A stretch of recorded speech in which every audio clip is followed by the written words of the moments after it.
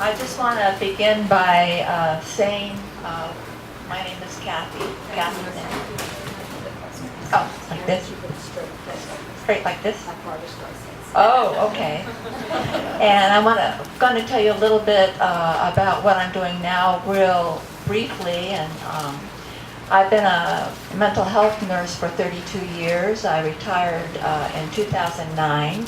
And I currently work as a nursing instructor at a community college in Joshua Tree, California. I work part-time there. So my journey began around 1967 when I was 17 years old. And at that time, I have to begin by saying I'm the oldest of 5 kids. My mother, first husband, my biological father, was killed in Korea. And my mother remarried to another Marine when I was 6 years old. And my mom at that time was going through a depression when I was very young. And I, as a small child, can remember that depression. And being a small child, I think I felt it was my fault.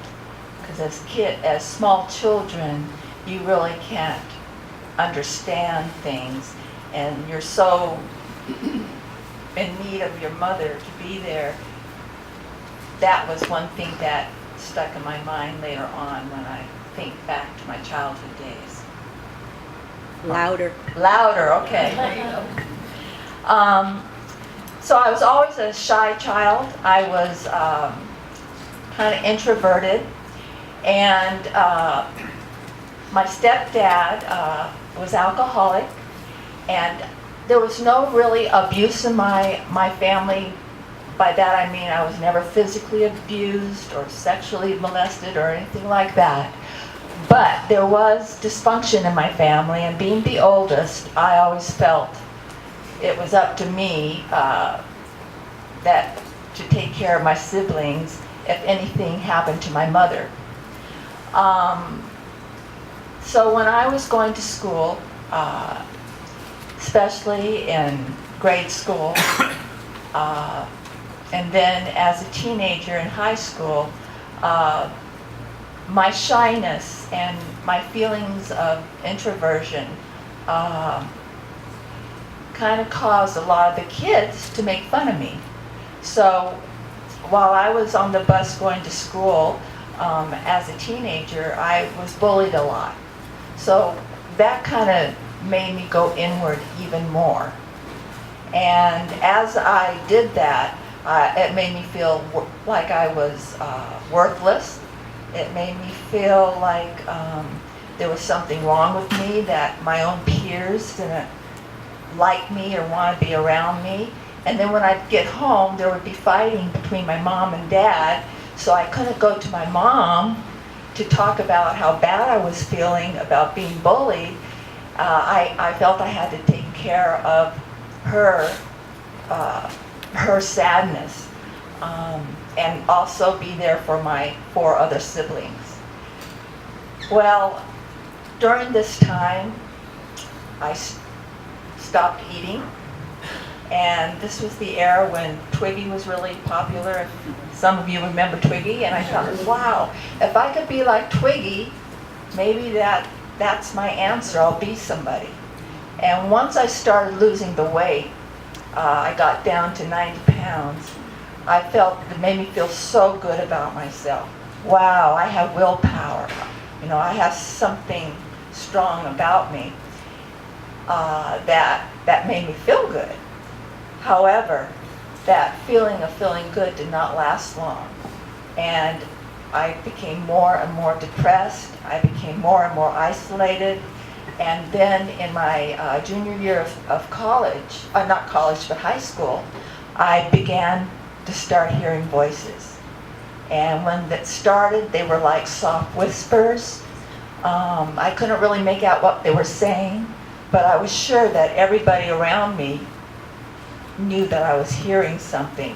So what I would do is, whenever there was a break, I'd go to the ladies' bathroom and I would hide there, because I was sure that everybody knew there was something going on in my head. that wasn't good. When I get home from school, again, I had nowhere to go to talk about what was going on within me, my feelings. I'd go in my room, I would put down the curtains in my room, everything had to be dark, and I would sit there, and then I would try to create my own voices so that I wouldn't hear the other voices that were overwhelming me, because by the time I got into my senior year, I could hear what the voices were saying, and they were telling me to kill myself, to kill my mother, to kill my little sister. And they were terrorizing. And it was like, I couldn't believe I was hearing this. I'm a good Catholic girl. I go to Mass every Sunday. I go to Holy Days of Obligation. What's going on here? And so the more the voices overcame me and got louder, the harder I tried to make them go away by creating other voices in my head. The problem with this was something else happened. I started getting electrical feelings going up and down my head, like somebody had an electrical razor that was zipping up and down my head. That's when suicidal thoughts came to my head, came into my mind, because the pain I cannot express, the mental pain of what it was like going through that. And at first my family thought I had a brain tumor because my behavior had changed so quickly, because I was isolating, I was withdrawn.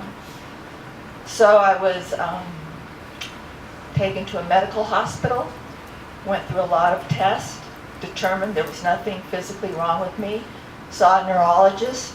Neurologist told me I needed to see a psychiatrist. So from the medical ward of the St. Joseph's Hospital where I was transferred to the Neuropsychiatric unit for 2 weeks. Before that happened, I saw the psychiatrist before I was transferred to the Neuropsychiatric wing. And what was interesting was the psychiatrist sat in a chair across from me, and he looked at me and he asked me, "Do you hear voices?" And I said, "Yes." Then he got up and moved his chair. And I thought,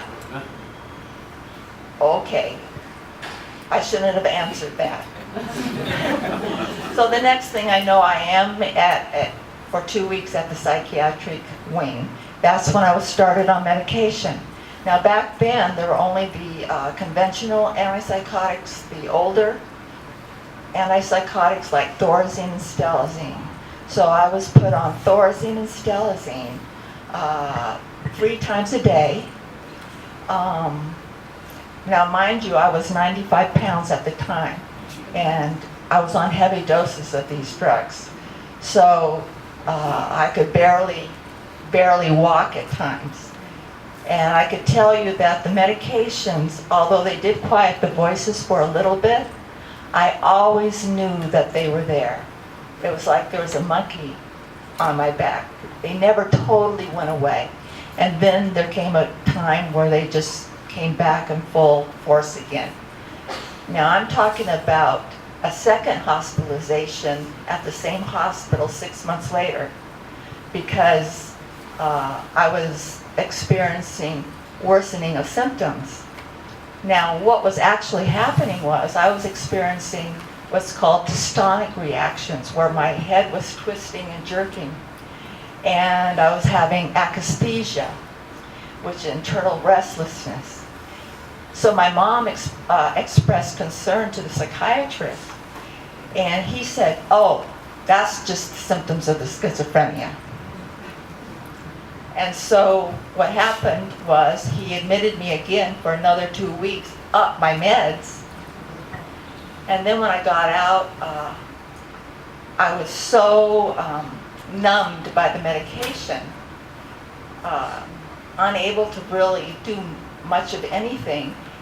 And depression was really hitting me hard, I told my mother that I was going to stop taking the meds, and I just threw them all away right there in the kitchen. And to make a long story short, I did get worse after that. However, a psychiatric social worker who had seen me in her home for a couple of times, who took an interest in me, was able to get my mother an appointment at UCLA's Neuropsychiatric Institute. And the day I was there, I was admitted, and the admitting psychiatrist ended up becoming my psychiatrist. Now, I was at UCLA. I was hospitalized for 3 years and 2 months. Out of that, the last 6 months of those years, I was at the Westwood, a private psychiatric hospital, because Dr. Dorman had finished his residency and was now on staff there. He had me transferred from UCLA, Neuropsychiatric Institute, to the Westwood. If he had not had done that, I would have been sent to the state hospital, because I was considered a chronic schizophrenic. And I hate that label, but that was what they called me.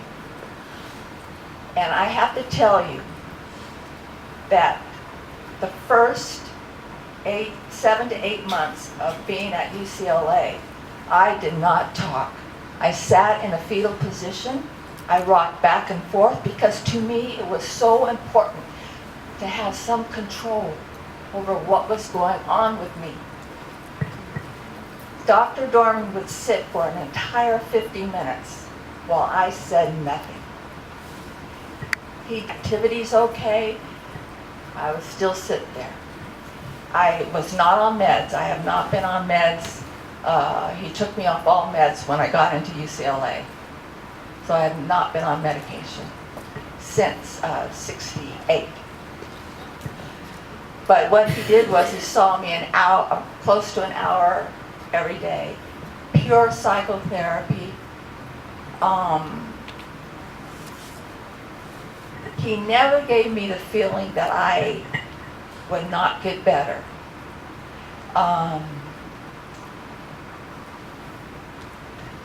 He always treated me as a person who had within them the ability to overcome whatever was going on inside of me. It was a collaborative relationship. There was a therapeutic engagement there. And as I started to get better, my symptoms started to get worse. And of course, they wanted Dr. Dorman to start putting me on meds. But the reason why my symptoms were getting worse was because I was beginning to develop a trust towards Dr. Dorman. And that was dangerous for me, because to develop trust to someone meant I was going to be let down and given up on, because my history was everybody had given up on me. I had gone through 2 psychiatrists, psychologists, who all told my mother that I was hopeless, the disorder I had, I'll live with it the rest of my life, and you needed to take care of your other kids. So to develop trust with Dr. Dorman was a little bit dangerous. And my internal psychotic environment was slowly being dismantled. That's why my symptoms were getting worse. But he kept on with the therapy. He refused the meds. And when I look back, I don't see myself as recovered so much, but as transformed. Because it was truly a transforming experience for me. When I started getting better, I had my eyes closed for about 2 years. I walked around with little slits open. That was part of my way of staying out of the world. When I started opening my eyes at the Westwood, everybody looked upside down. Everybody was in slow motion. And Dr. Dorman explained to me that's sensory deprivation, because I kept my eyes closed and I isolated so much. That's what was going on. And he said, don't worry, everything will come back. And in 3 days, I started seeing everybody the right way again. When I ended up being discharged, I got an apartment not far away from the hospital where I could go for day treatment, which I did for a couple of months. But I kept seeing Dr. Dorman for another 4 years at his office. And during this time, being psychotic or being ill, for want of a better word, for that period of time was hard, but the hardest part was the recovery, was the approaching life and not giving up, because it was scary. Because when that was so much of your life, being psychotic was so much a part of your life, it was familiar to you. You were in a new world. And I relate when you say fragmented, because I really had no sense of self when I went into the hospital. I truly had no sense of a self. And when I came out, I was developing a sense of a self, but it was a new one. And it was one that I had a better sense of self-worth. And part of the recovery process meant that I had to do things that were scary for me. So when I decided to go back to school, for summer school, to college, I took 3 courses, psychology, philosophy, and forget what the other one was. I got all F's. And what was happening was I was looking at the words in the books, the text, and I could see the word like cat, but I couldn't relate the cat to an actual cat. So I had a type of receptive aphasia or dysphagia for a while. That depression started the suicidal feelings again. But I had my session with Dr. Dorman, and I talked to him about it, and he said, Cathy, think about a house that hasn't been lived in for a long time. It gathers dust and dirt. And then a new family comes in and lives in it, cleans it out and lives in it. He said, all the cognitive abilities you had before you became ill, they will come back. Give yourself time. I held on to that like a lifeboat, because to me, I felt my brain was damaged. I would never have a chance in life. But when he said that, I hung on to it. And then during the fall, I retook those classes and I got straight B's. And so, another thing I just wanted to mention, I know our time is almost up, is that therapeutic relationship instilled such a hope in me and motivation that I never felt I would ever have. And it helped me to start thinking about what I could do to help myself. And what I used to do is, because I still heard voices for a while, same voices when I was about a year after the hospital. And what I would do is I would take Psalms from the Bible. The Lord is my shepherd. The Lord is my light and salvation. He shall not smite me by day nor the moon by night.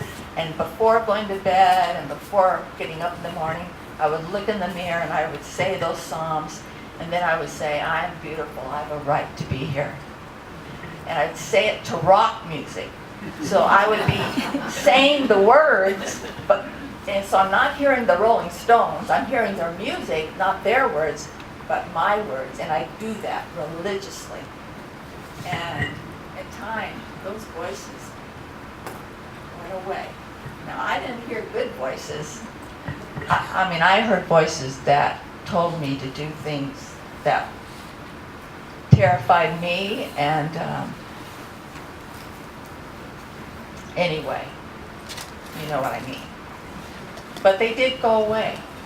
And I actually developed an understanding through therapy as to why I heard those voices, which helped them actually go away.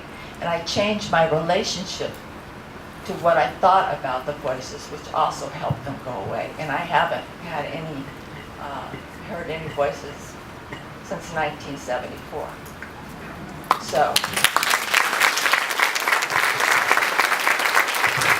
Thank you. But Cathy, you have to do one footnote. Please tell everyone what you've done for the last 35 years. What I've done, I've been a psychiatric nurse, and a nursing instructor, and a flamenco dancer.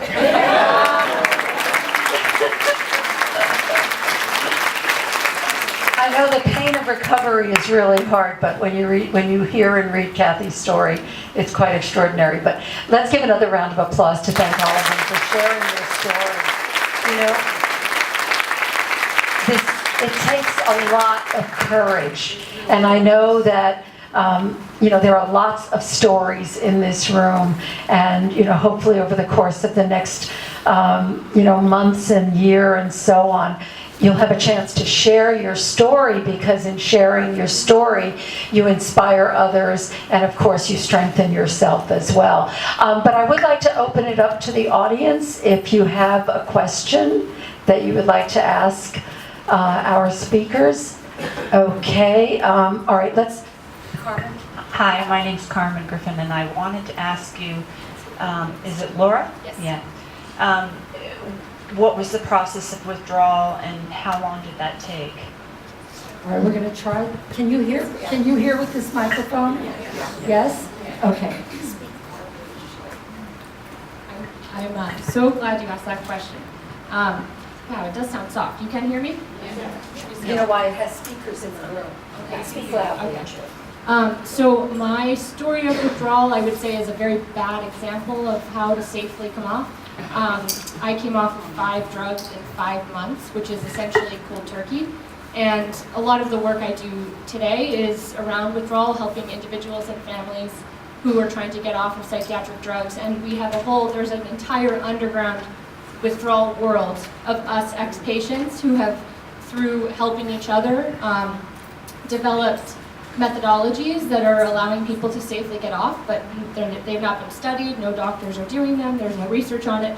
And so my method, I was lucky that I survived it, because a lot of people who come off at that rate are disabled for years and years. I think because I was young, I was always an athlete, so I think my body was pretty strong, and I think I also was just so used to being in excruciating pain that I just kind of got through it.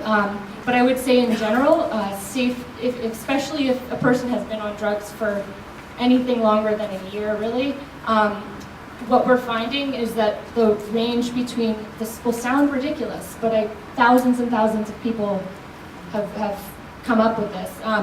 5 to 10% of the current dose of the drug you are on per month reduction, which is very small. Which means it might take years to safely come off.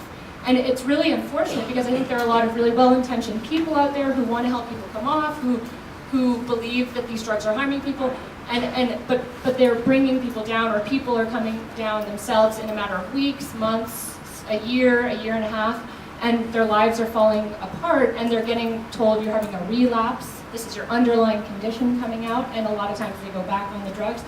But I know people who've been on these drugs for 20 or more years who are tapering off in some incrementally small way and are getting their lives back. And I would be happy to talk with anyone here. I'm actually in the process of developing a new initiative that we hope to launch this fall that will be largely focused on withdrawal. So if any of you in this room want to stay connected around that, please find me after, get my card.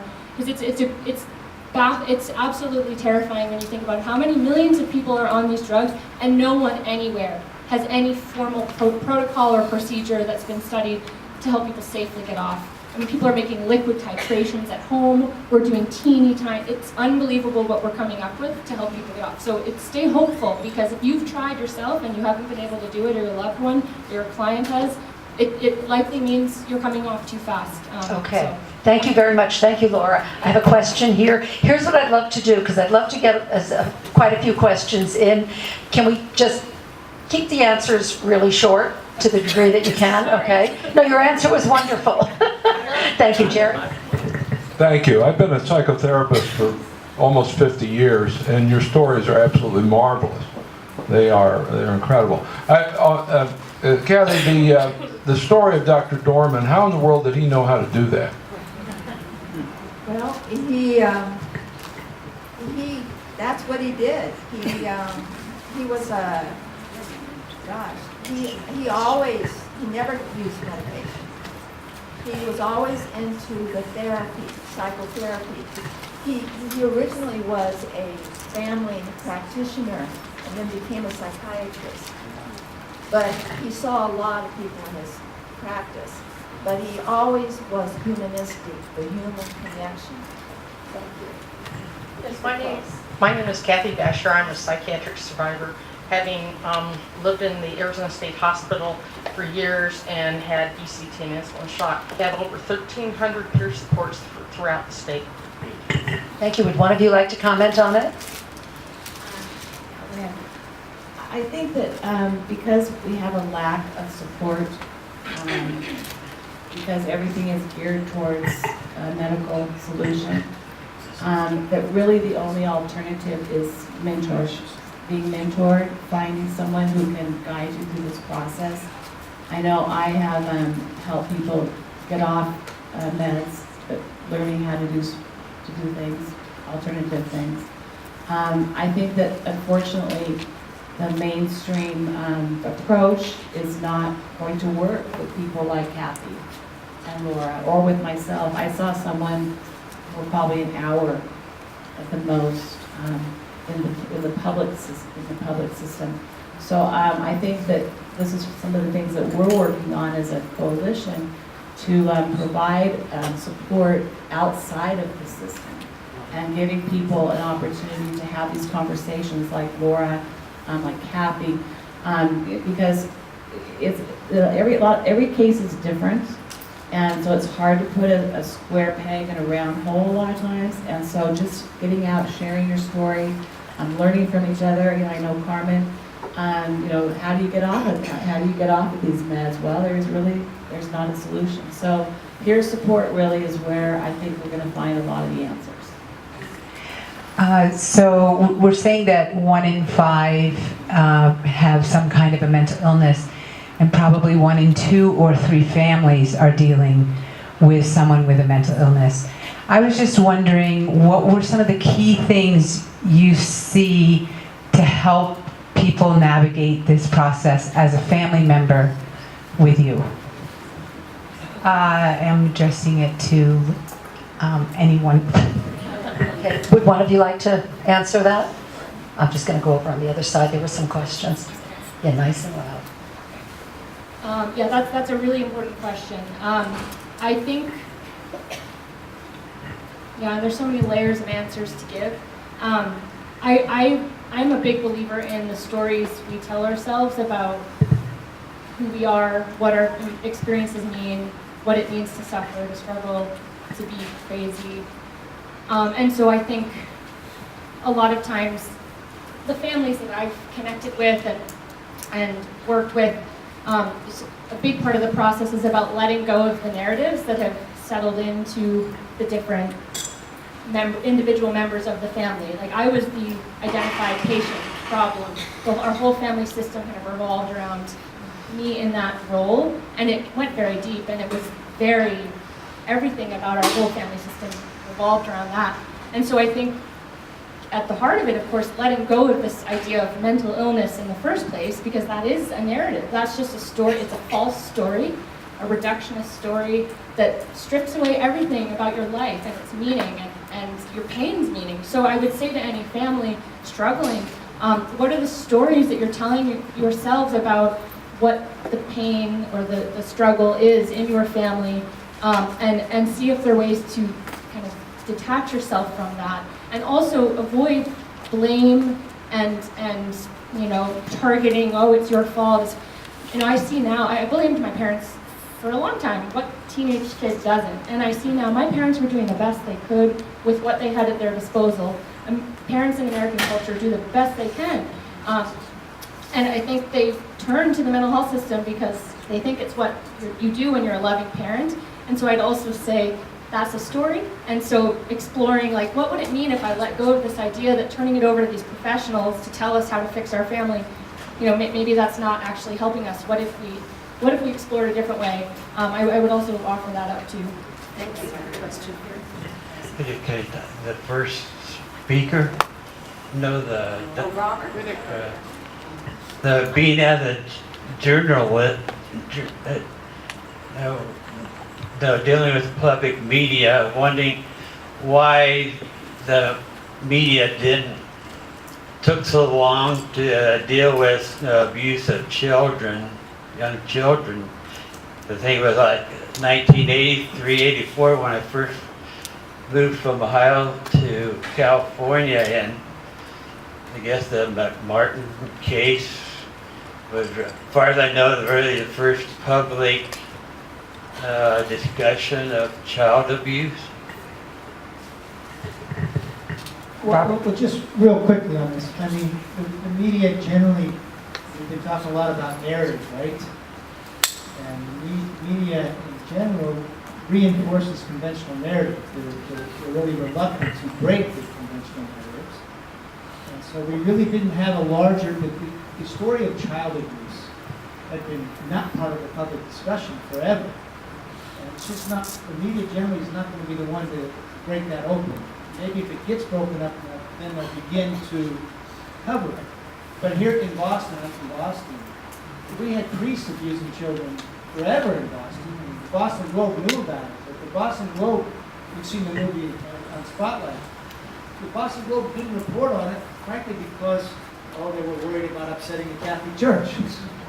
So you have national narratives, and the media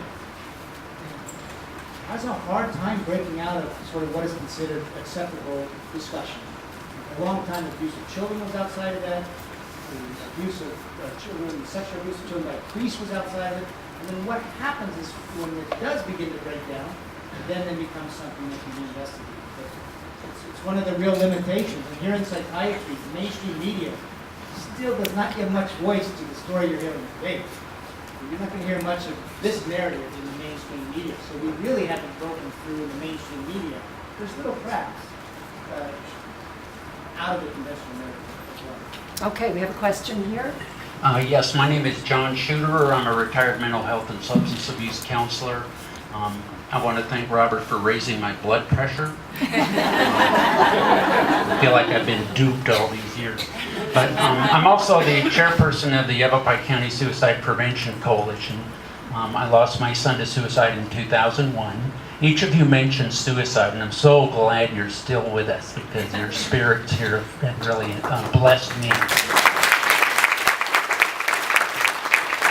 I was at a conference recently, a couple weeks ago, and one of the speakers talked about it's not that suicidal people want to die, that they're tired of living. And I was wondering if that, and it's just kind of like this fine line, I understand that, but I just wondered if any of you would speak to that, please. I can tell you, for me, it was the pain. I wanted to get rid of the pain and the struggle. When I thought about the struggle, only to stay where you are, not go anywhere. To stay where you are or get worse.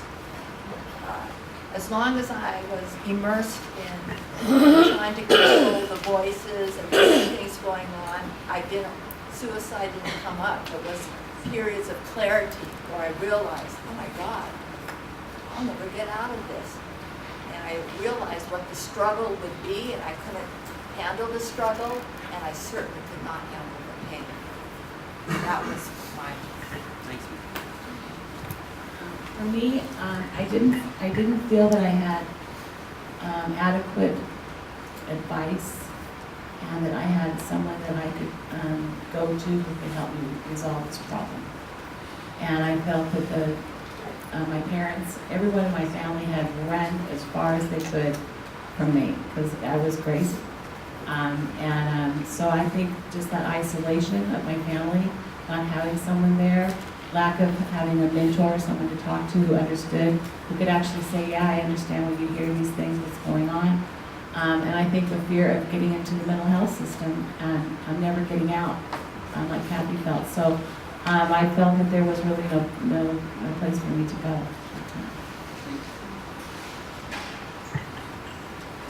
Ladies, yes, I want to thank you for your amazing testimony.